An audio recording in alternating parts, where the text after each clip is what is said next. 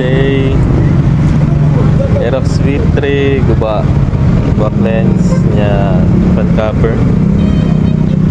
Lisan sa nato kani lens sunod na lang ako kay wala pa stock, update na balik. So mga damage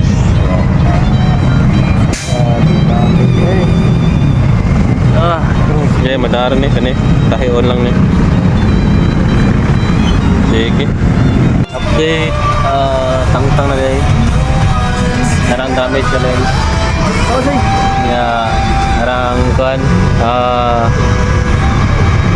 assembly nga bago nga lens dara Stanley nga lens dara taon na lang ni siya dire nga taon sa unit. Okay for to taon ato sa ring tarungon kani nga bawag man.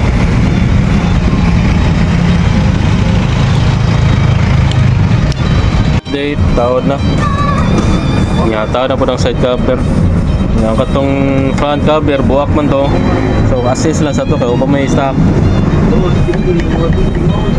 Stanley. Okay taon na to sa unit. So update bombero taon na saksak daw yaw eh.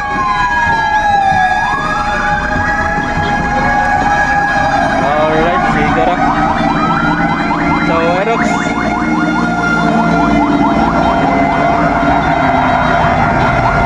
Aerox V3 replace headlight lens nya repair na po dire kare nya kanina lang front cover may kulang.